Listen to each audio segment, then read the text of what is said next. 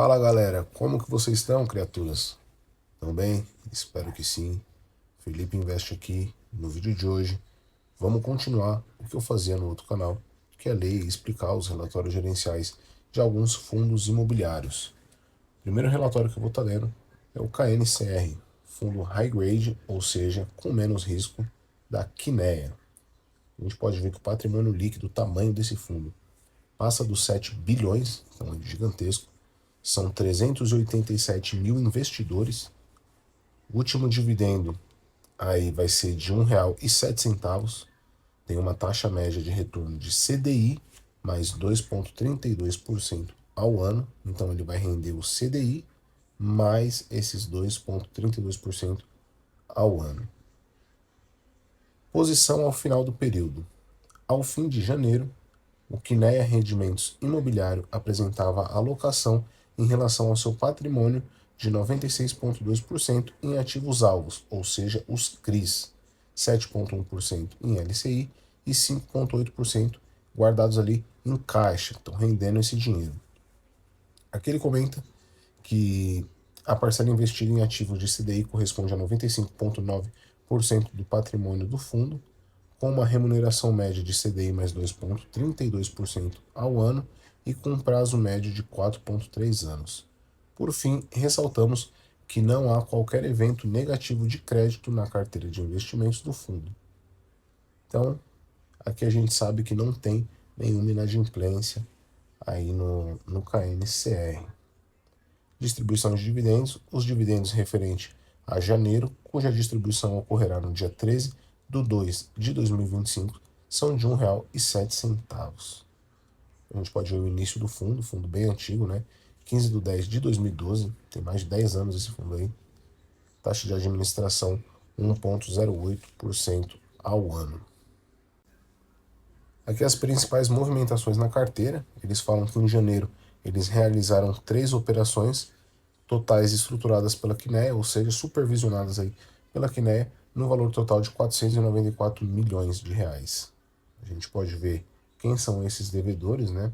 Brooksfield, um edifício, que a gente pode ver que fica localizado na Marginal Pinheiro de São Paulo e tal, 455 milhões a uma taxa de CDI mais 1,75%.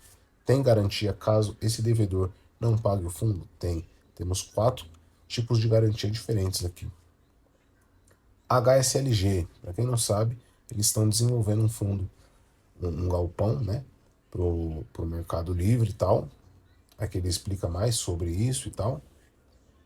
Pegaram 27 milhões a uma taxa de CDI mais 2,10% ao ano. E o outro, fundo de shopping, o MAL 11, né, pegou 12,3 milhões a uma taxa de CDI mais 1,95%. A gente pode ver aqui que todos, galera, todos têm garantia, tá? Caso esse devedor não venha pagar, o fundo pode exercer essa garantia. Aqui é a tabela de sensibilidade dos dividendos, né, em relação ao CDI, porque esse fundo é somente CDI, tá? Então aqui a gente vê, se ele tiver 100% alocado a uma Selic de 12,2%, ele paga R$ 1,07.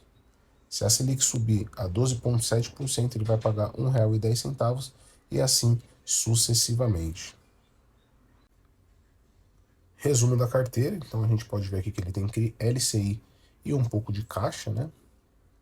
Alocação por setor, ele tem escritório, shopping, residencial, logístico, residencial pulverizado e outros. Alocação total por indexador, a gente pode ver que quase 100% aqui é o CDI. Negociação e liquidez, ultimamente ele vem caindo um pouco, né? Não como caiu ali no ano de 2020 e tal, porém vem dando uma mergulhada nessa cota, o que é muito bom, né? Lembrando que fundo de crédito, quanto mais descontado a gente comprar, é melhor.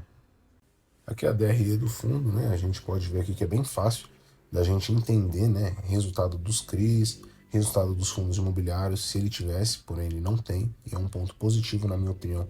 Um dos motivos que eu gosto demais desse fundo.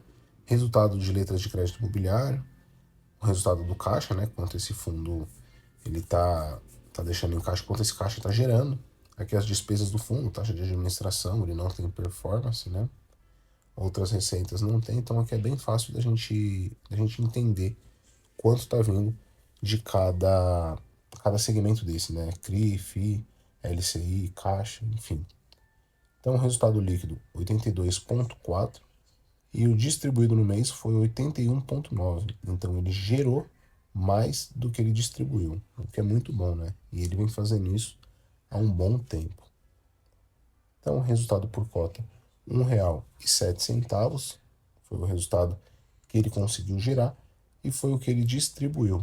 Porém, ele ainda tem uma reserva não distribuída de 9 centavos por cota. Tem pessoas que acham bem pouco, né, 9 centavos, mas eu acho, como esse fundo ele vem mantendo um patamar bem resiliente assim de distribuição pelo o que ele gera, né? Então não tem maiores problemas, claro, na minha opinião. Aqui ele fala um pouco do Copom, que subiu a taxa em 1 ponto percentual, né? Na taxa básica de juros e tal. Rendimentos mensais, que a gente pode ver o período, o resultado gerado e o dividendo, né? Então, em janeiro de 2025, ele teve um resultado gerado de R$ 1,07 e entregou exatamente esses R$ 1,07. Com essa rentabilidade, foi mais de 1% ao mês, 1,05%. Cota diária, a gente pode ver aqui que quanto menor o valor que a gente paga nessa cota, maior é o spread referente ao CDI, justamente porque esse fundo é só CDI, né? A gente pode ver aqui, se a gente comprasse, por exemplo, o KNCR a R$ 104,50, a diferença para o CDI seria 1,14%. Né? Então é bem pouquinho. Agora, se a gente compra a R$ 99,50, aí já aumenta o spread em quase 3%. Então, por isso, galera, que fundo de crédito a gente não compra acima do VP. Independente se o fundo é bom, se não é, sempre abaixo do VP. Quanto mais descontado, melhor. Então, continuemos a carteira dele aqui. São aproximadamente 73 devedores do KNCR11, né?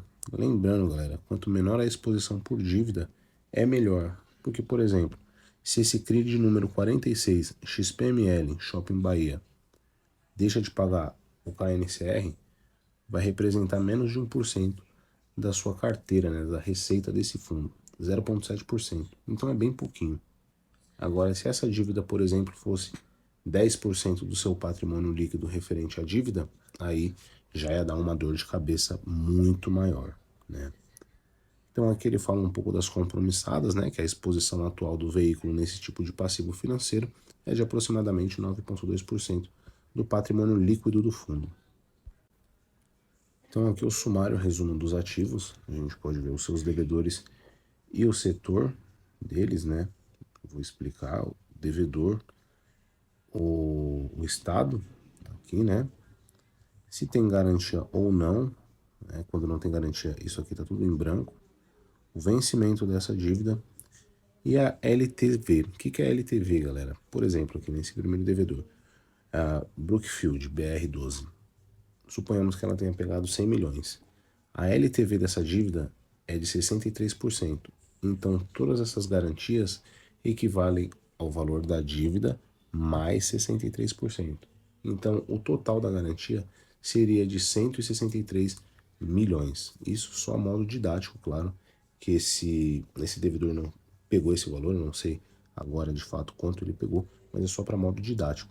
Então, a gente pode ver aqui que todas as garantias, né, todos os seus devedores têm garantia e os que não têm é o valor da dívida que ele deu como garantia, né? Não ultrapassa aí o valor da dívida no caso desses últimos dois devedores, né?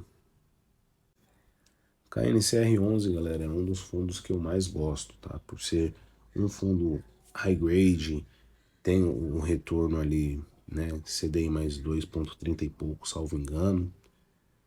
O seu segmento de alocação também é bem tranquilo, né? A gente vai lá, escritório e tal, não tem nenhum desenvolvimento, embora ele tenha um pouco de residencial ali, né?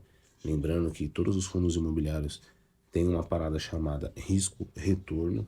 Quanto maior o retorno, maior o risco, né? Então, esse fundo aqui, embora ele esteja pagando 1%, né? Pagou 1% em janeiro, retorno dele tá bem legal, mesmo ele sendo um fundo high grade. E isso a gente pode ver aqui, ó, menor risco, KNCR11. Aí tem o Canu, que eles vai falando a estratégia deles, né, sobre cada fundo imobiliário, se é CDI, se é IPCA, se é meio a meio, se é um middle risk. Aqui eles falam tudo basicamente, né. E é isso, galera. O fundo segue 100% adimplente, não tem muito o que falar desse fundo. Teve 3 movimentações aí, né? 3 CRIs, porém com percentual muito baixo, o que é muito bom para o fundo, né? A diversificação que a gente tanto bate na tecla. E basicamente é isso. Se você gostou do vídeo, já deixa seu like, se inscreve no canal, ativa o sininho. Eu sou o Felipe Invest e fui!